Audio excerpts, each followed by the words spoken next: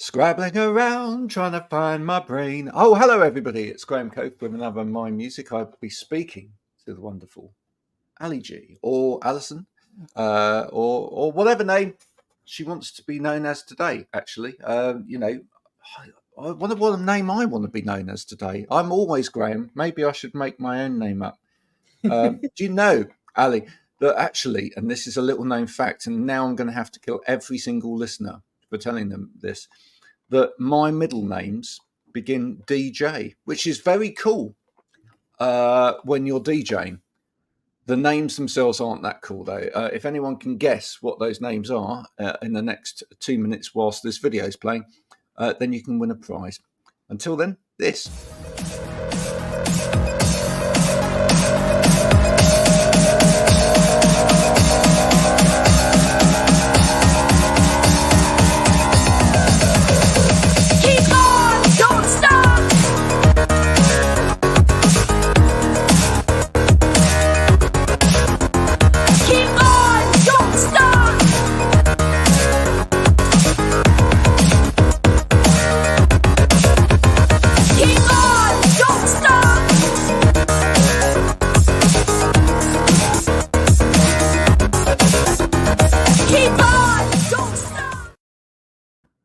There we go.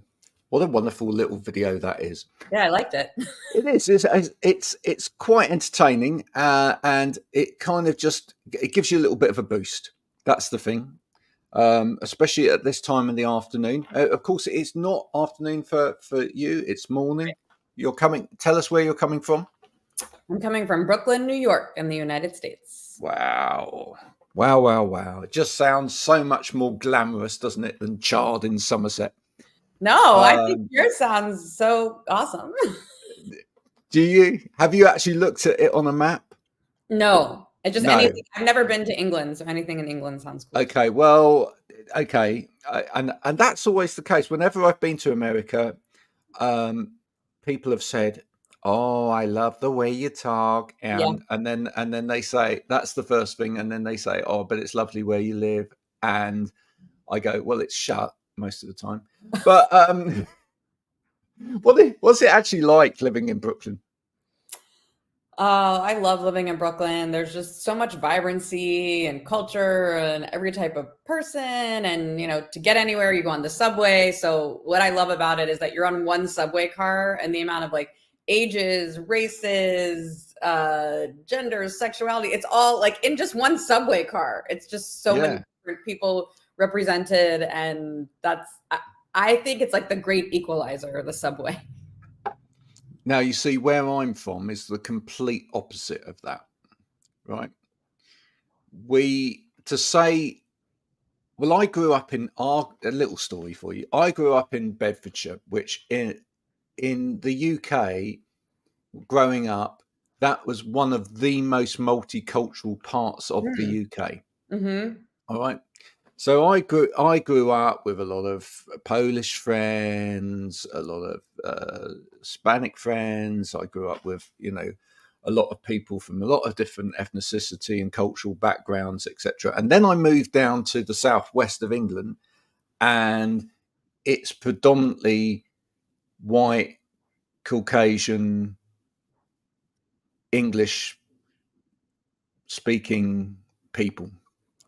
Yeah, it's very, very, very of its part. It's changing slowly, but it's not got the same kind of diversity as everywhere else, and it's just a little bit slower coming up in terms of those sort of things. Which is, over the years, I think it's had its own little challenges.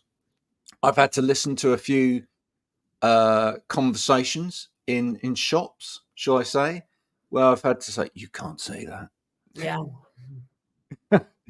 you can't say that. You feel like if you said that where I grew up, you wouldn't be alive. Yeah. You know what I mean? But everywhere has to change, and it's slowly but surely changing.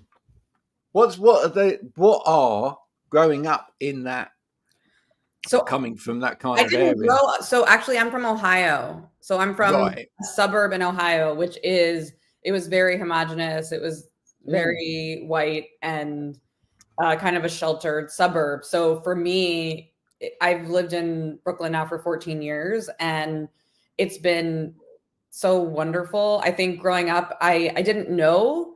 I always had this sense that like there's something more, but I didn't really know what it was because I didn't have experience with it. But I always knew there's something more, there's something bigger. I think in a lot of ways for me, just artistically, culturally, to be inspired by. And there was no way I could have known like where I grew up is probably similar to where you live now. And especially as a child, you can't just like, go get on a train or plane on your own and discover the world. But I feel so like I feel the most normal and the most myself being here. Yeah. And I think that's special because I've lived in the South in the United States. I've lived in Wisconsin. I've lived in Alabama. I've lived in a lot of different places. I even lived in Chicago for a year, and nowhere did I feel the same way that I feel living in Brooklyn. And people a lot of times think that I grew up here or grew up in New York, and maybe it's just because I feel so comfortable here. Feeling comfortable in a place is really important, and we'll talk about that in terms of the music and everything in a minute. Because I've often said, and actually I was just saying to my wife at the weekend, I'd really love to find out about my grandfather's heritage, because my mum and dad have done the family tree, but they've only done it, as far as I'm aware, they've only done it on the one side. They've done it on my side, and my mum's done most of the work, so I can't really understand that. And that's fine. That side's fine. But I really want to know about the other side. I really want to know about her side, because my dad, what I do know is that my granddad was a real Cockney. He was born within the Bow Bells.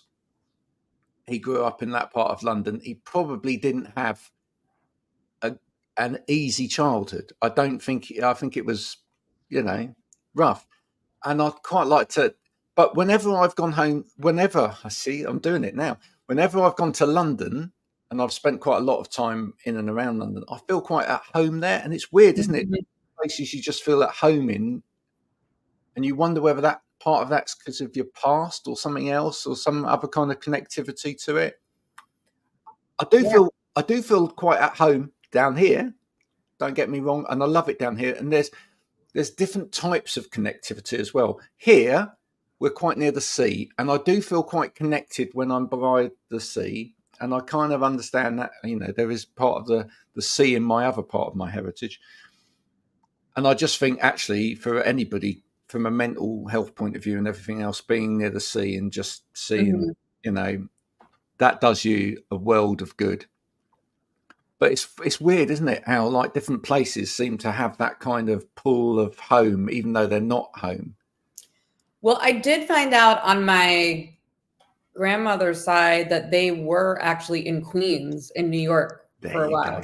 So when I found that out, I got so happy. I was feeling like, oh, there is a connection here. I didn't know it until recently, but that I don't know all the stories, but yeah, somebody did some family tree on my mom's side, which was my grandma, and she had it. And so there were people living in Queens here, I think late 1800s, maybe really early 1900s, but I think mostly late 1800s. And so I was like, oh, there it is. I don't live in Queens, but I mean, I'm pretty close. There you go. You see, it all comes through. It all comes through. Yeah. And how much of Brooklyn then is now entrenched in your music? I mean, lyrically it is, but I mean, how much in terms of everything else, just the soul part of your music is just that place? That's a good question. I think a lot of it with this project, because I do have multiple projects. So with the Aly G project, I think it's so Brooklyn. I think it's so embedded in Brooklyn because I always was a singer-songwriter, but it really wasn't until moving to Brooklyn where I got really into the hip hop community, and I started working with a lot of beatboxers, even as a singer-songwriter. And then I started writing my own raps. And a lot of times just walking down the street, I get an idea and I'm kind of like the cadence and the pace of walking and I'm just rapping on the street because you can just do that. In Brooklyn, I'm just kind of coming up with ideas and kind of that culture of like the grittiness of it and the, having to kind of hustle and fend for yourself and just that no matter where you go, you're going to see art, you're going to see, performers in the subway, on the streets, and just all your interactions. You kind of never know what's coming. And at the same time, I feel like I can find some solace sometimes just like on the train. Last night I actually was going from Brooklyn to Queens, which was about an hour. And I just had my actual book and I put my phone away and I was just reading on the train. I was like, this is just so lovely. Like it was a nice for me. Nice. Now there's another element for you to this project and the music as well, which, and actually, if you look through now, let's be honest here, who wrote your promotional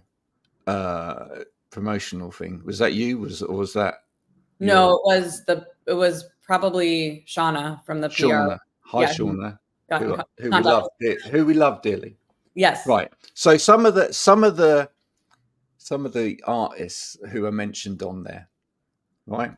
Oh, well, I said who inspires me, though. Right. Okay. Yeah. Okay. I'm saying some of those artists are, let's put it this way, some of those artists are serious artists. Some of those artists are comedic artists, right? It doesn't mean they're not serious. No, I was going there with that. Okay.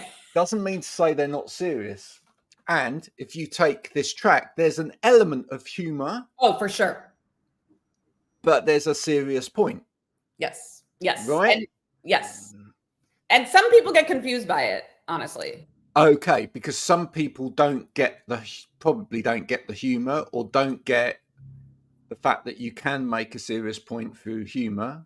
But let's unravel that, because yes, you can. Can you dig it? Yes, you can. Can you dig? Anyway. Yes. Exactly. Yeah. Right. So, I mean, you got people on there like Lonely Island. But let's go. That was right. That was okay. So those are different things, because that is, if you like them, you might like Aly G. So that's not necessarily, I wasn't necessarily inspired by Lonely Island, but sometimes when people see this project, they think about Flight of the Conchords or Lonely Island. And I think there's an element of that. But people I was really inspired by are like Lauryn Hill, Salt and Peppa. But Salt and Peppa also were always had messages and were being humorous and badass, Listen. Probably the first, and it's probably the same for lots of people like me in the UK, probably the first, if we go back into the trenches, right, of when I grew up, which was predominantly in the 80s, I was, or when I can remember music. I was born at the beginning of the 70s. And of course there were classic rap artists, etc., and we had we had all of the serious rap artists that were there. Although, remember, all of the bling at the time wasn't serious. The big chains and the clocks and the, that was right. If you're talking about like Flavor Flav and yeah. That was all fun. But come on, the one artist that really kind of broke it for most of us was the Beastie Boys, and there's a really great example of rap that was partly fun, but partly had a serious side to it as well. I don't know if in the beginning the Beastie Boys had a serious message. Not at the beginning. No. But slowly but surely it became a little bit more serious as time went on. But most artists have some serious message to some extent in there. But they certainly kind of broke the mold, and then, I think there's always been a sense of fun in music of that particular ilk. You mean of hip hop or hip hop?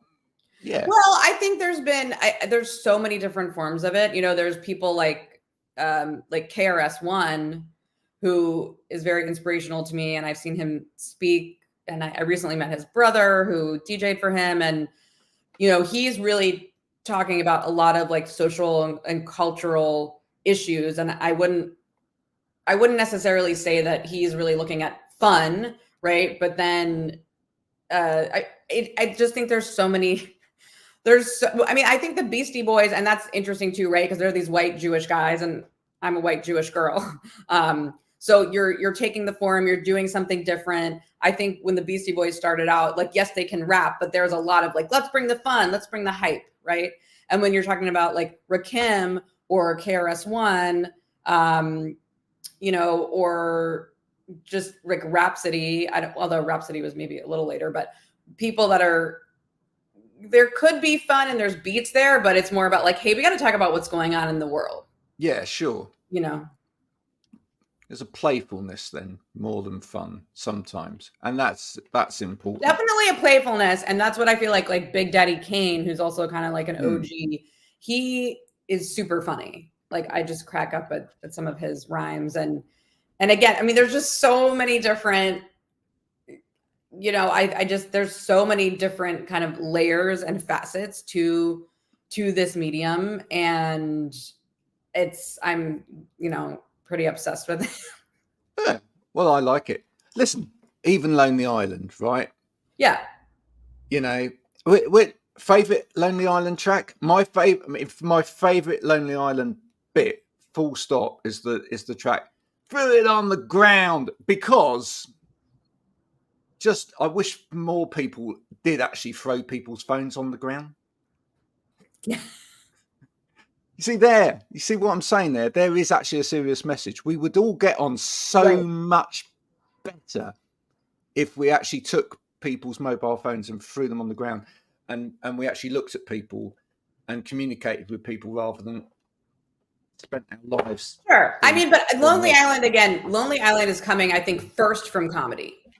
Absolutely. And then everything is underneath it. And so that's different, even if there might be comedic elements of other things. Like for me, I'm not coming first from the comedy, but there's comedy embedded in what I do. Yeah. There's a lot of color involved in what you do. You mean just the colors in the video? Well, there's just there's a lot of, like, I mean, look, I'm not going to knock it. I love color. I was in a band when I was younger called the Colourful People. I loved color. Right? Oh, cool. Yeah. Yeah. Are you in general? Are you a colorful person?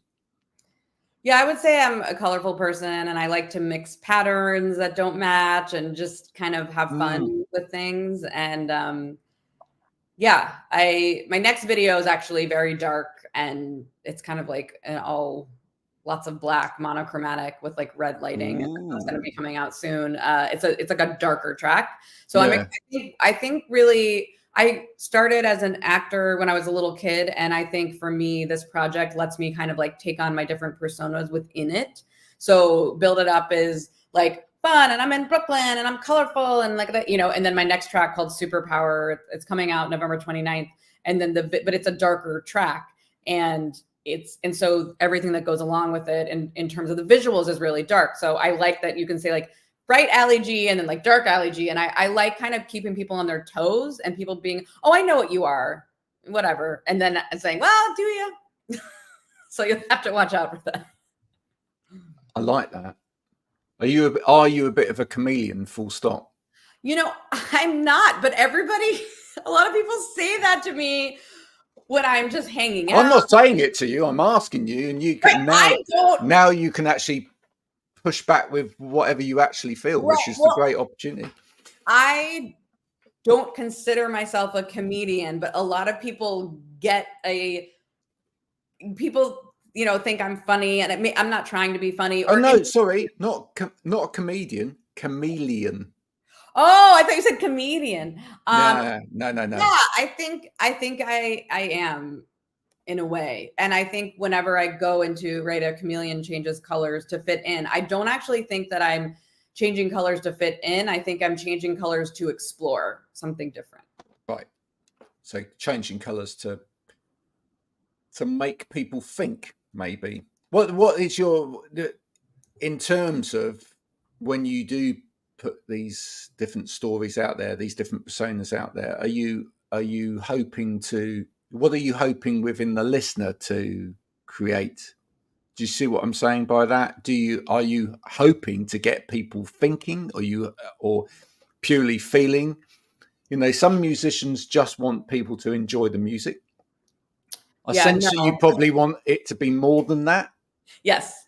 Yeah. Yeah. It's not with this project in particular. It's actually not so much about the music, which is interesting because I usually am attracted to music first just by what I feel before I listen, but especially because it's hip hop and lyrics are really important and messages are really important. It's, the music I feel like is kind of underneath the messages, right? And I want people to feel something, but it's a lot of like, whoa, what is she saying? Like the next track is really a lot about women's empowerment and people thinking they can judge women on certain things and saying like, you need to check yourself, and the music is more intense and the lyrics are more intense and I'm cussing more.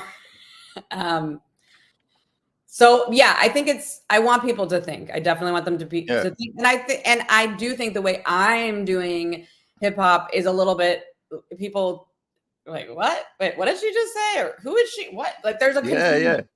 I think there's a confusion with me that I don't think is bad with Aly G, because I'm not the typical, I'm not the typical hip hop person. I'm not the typical whatever it is in any way.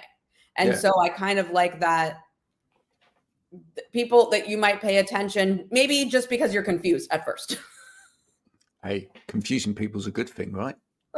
That's not a problem. The current singles build it up. Yeah. Even with that, there's quite a strong message there. Do you want to talk about that?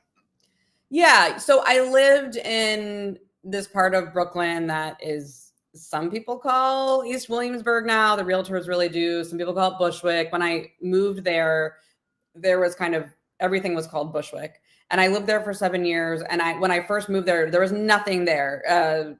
There was like a bodega, and there was like a hole in the wall bar that was really tiny. And there was nothing like cool per se. And I kind of liked that because it felt a little bit apart from things, and no one was really around. And then as time went on over the 7 years, a bunch of bars came in and restaurants. And like, for me, when places where you could get brunch came in, I was like, whoa, and the bodegas changed to these like all organic places, and there were just more people around, and it became more trendy. And I felt like it was like my secret before. And I know people could say, well, you maybe started that, right? Like you're this white person who's coming in. But I think that artists, usually because we have less money, we go to places where it's like, okay, well, rent is cheaper here because it's not a cool place to live, right?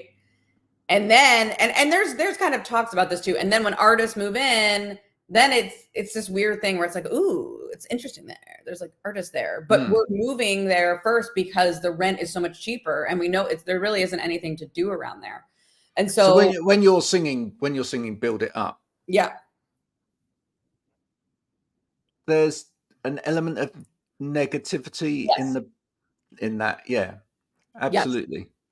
Yes. In some ways, it reminds me, feeling wise, not stylistically or anything else, but it kind of reminds me of sort of Talking Heads, Nothing But Flowers, right?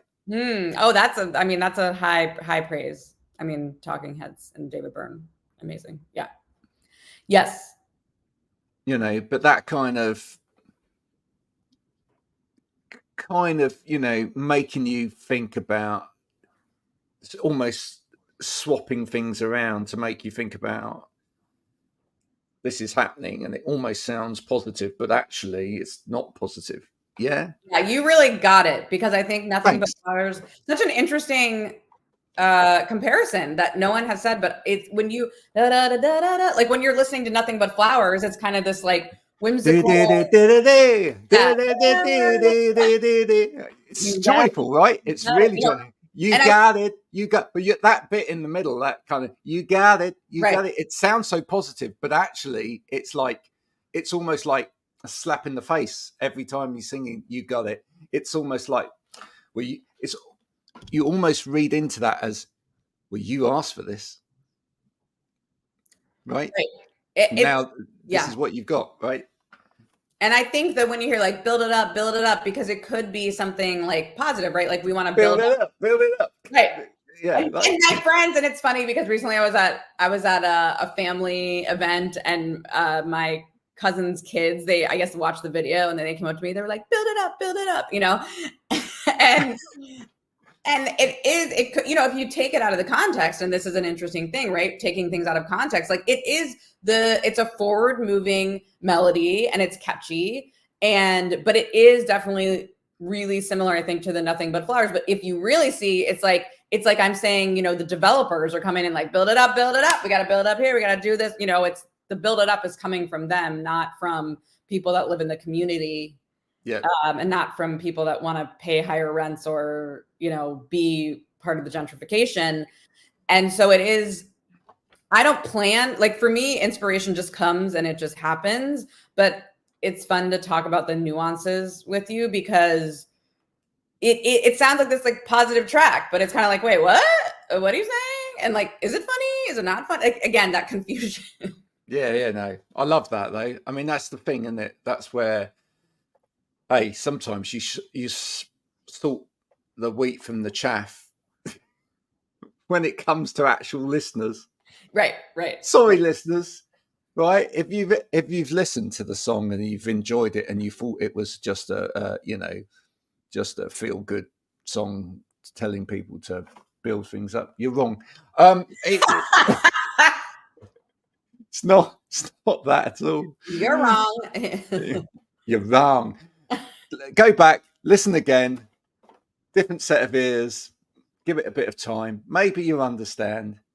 If you don't, it's fine. You know, Aly's not going to sweat it. It's, you know, if someone wants to put it in a commercial and use it in completely the wrong way, she's not going to mind. She's not going to mind. It was actually in the runnings for a commercial. Yeah. But we'll see if it makes it to one. But yeah, that's the thing, is you could. That would be the most ironic thing ever if some construction company put it in a commercial, just the chorus bit, alongside, like, you know, welcome to, you know, Wonderville. Yeah. On the outskirts, we are now developing 4 and 6 bedroom houses. And it's like, oh, right, you've completely misread this. Okay, fine. Well, give me and then what you do is you take the enormous paycheck and you pay some of that into a kind of anti.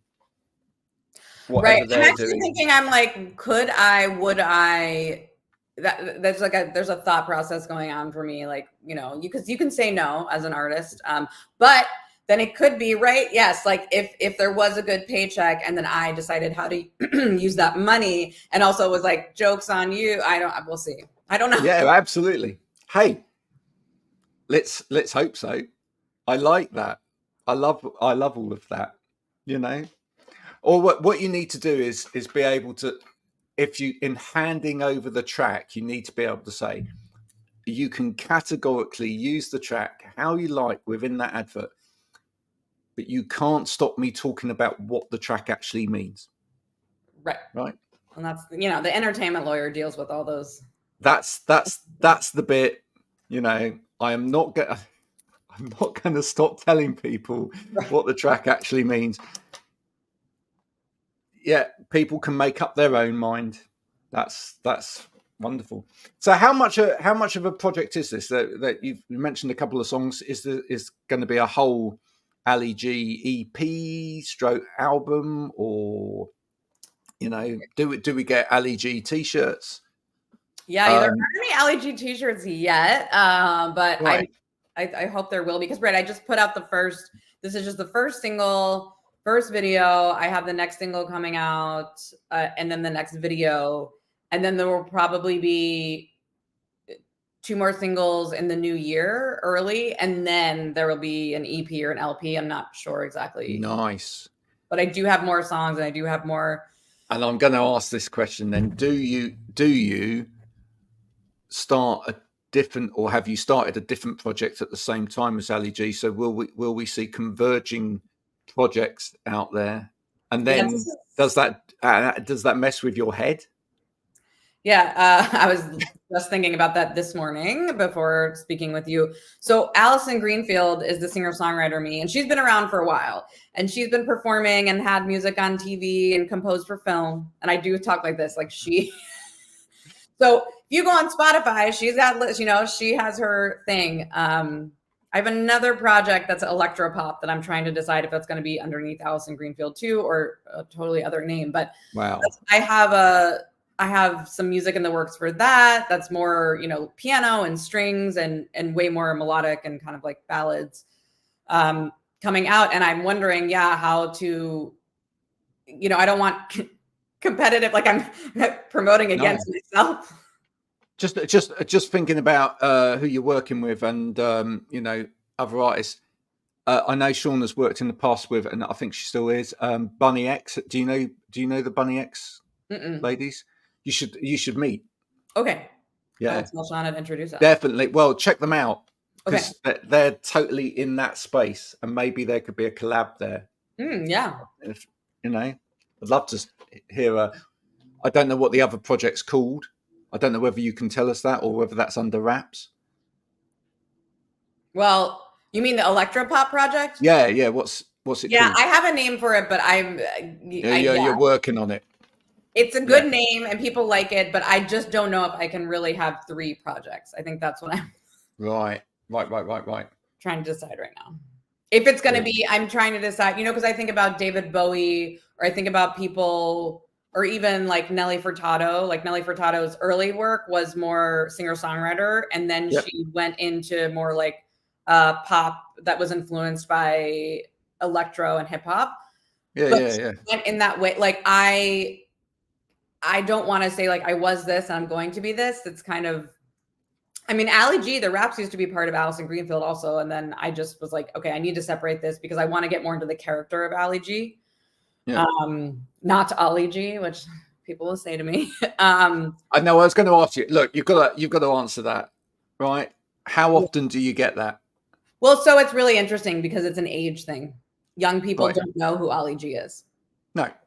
So it's so interesting because people of a certain age are very concerned and they're like, are you going to get a cease and desist? And can you really use this name? And then other younger people they don't know who that is. Even though it's spelled completely differently. And that's the other thing. So my friends have been calling me Aly G for a very long time, like before Aly G, because my name's Allison Greenfield. And, you know, I was even freestyle rapping when I was in college just for fun. I didn't do it, but it's, you know, so I thought I had a whole list of other names because I was like, okay, I can't take this name. And then I said, you know what? This is actually me. It's my birth certificate is Allison Greenfield. Come on now, you know? And it is, and it's Aly G, and it's spelled differently. And I just decided to take it. And there's going to be, again, certain people in a certain age group who are going to say, and that's it. But look, right? If that was ever to happen, the cease and desist on that, right?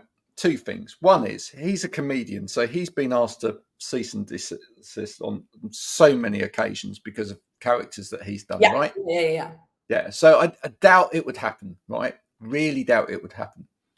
But if it did, you know exactly what you would need to do.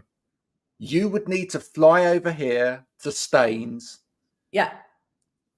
Dress up and do a video as Aly G, your Aly G, right? And that would be so viral that he would have to go, right.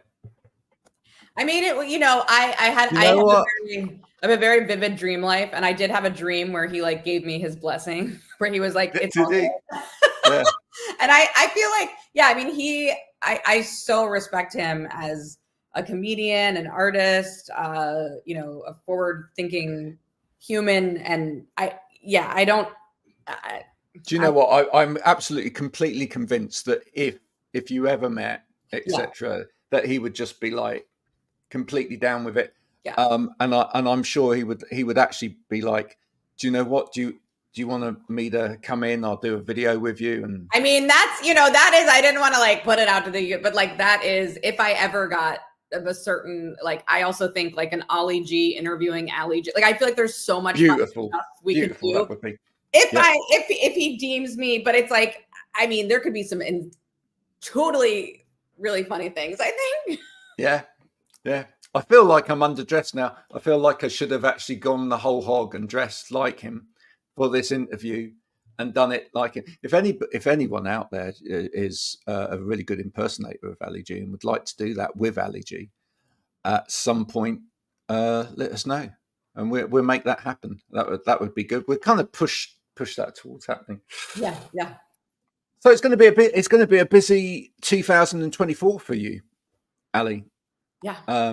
Which is fantastic. What in between times? No chance of a Christmas song from Aly G? Maybe like anything Christmassy happening there? No, it's not really. I mean, it would like, probably be Hanukkah. Yeah. It would be like I've never really gone on the holiday thing bandwagon, might you say? But maybe one day, but it would have to be, I don't know how that would work for me. I think a Jewish Christmas #1 would be fantastic. Yeah. It'd be different for a start. You could call it Brooklyn Bells. Ooh. And you could have the bells in there, but then you could have some traditional Jewish chants in it, which would be great. I feel like a lot of like traditional Jewish music is like in a very minor key, isn't it? I mean, there's I did talk with a collaborator that I work with about doing a Hanukkah thing that probably I don't know if it would be an Aly G thing, but we'll see. It hasn't come to fruition yet, but you never know. All things are possible. You never, ever know. Listen, it's been an absolute pleasure talking to you today. Thank you so much for coming along. Thanks for having me. It's fun. This is, I do say this to all my guests. Okay, this is the Bald of Love, where people that have been on have sent in various things. I even had from America the other day some stickers from the wonderful Pilot. I have to say thank you again for that. And she also sent a bottle of pineapple hot sauce all the way from the States, which was fabulous. Yeah. My eldest and 15-year-old decided to do a challenge with that at the weekend, including raspberry ripple ice cream. Wow. What more? Yeah, raspberry ripple ice cream and hot sauce. What can I say? But please do send something for that. Yeah. And everybody that comes on gets to pick a song from your repertoire to go on the My Music podcast playlist. And then the idea is that everybody can share that around. All of the different artists can share that, and it helps everybody. So what song are we picking? The single to go on there? It has to be Build It Up because that's the only song Aly G's released. Yeah. Okay. We could wait till the next song, but yeah, but let's put Build It Up on there for a minute. So let's do Build It Up. Let's do Build It Up, and I'll send you. Yeah, give me the address, and I'll send you. I don't know if it's going to be pineapple hot sauce, but something. I do have stickers. So I'll send you some stickers. Stickers, and some other. I have an idea of some good, so you can have some kind of like Brooklyn swag. All the way from Brooklyn. Listen, it's been a pleasure seeing you. I wish you the best with all of your projects going forward. Thank you. Folks, if you haven't heard the single Build It Up, it's very infectious. It's catchy, very, very catchy. And you can't catch anything from it, but you can. It's infectious to listen to. But not in a bad way. Infectious and not in the back. You have to kind of reiterate that these days, since we had a pandemic. People get a bit wary. Yep. Yeah. True. It's available now for your delicatessen, and you can download it. You can stream it. Well, where's the best place for people to find you and your music and keep in touch with you? Which of the different platforms do you find the best in terms of? So I'm on Instagram, TikTok, Linktree, all as official Aly G. So official and then ALYG. If you just type in official Aly G, Facebook also, everything will be there. Also YouTube, so you can check out the video. But yeah, official Aly G. If you type that in, all the things will come up. Let's do that, folks. I've put some posts up already on my Instagram. They're linked to Aly, so that's the easy way to go for it. Listen to this interview if you haven't already. Do share it with friends, family, your tortoise. Apparently, they love Brooklyn rap, and anyone else that might like it. If you didn't like this today, miserable. And that's just you've got a problem, haven't you? Until next time, thank you so much for coming and being a guest. Yeah, thank you so much for having me. It was fun. It was lovely unpicking your music with you. We'll be back soon with more of this. Thanks, folks. Until next time. Bye for now. Bye.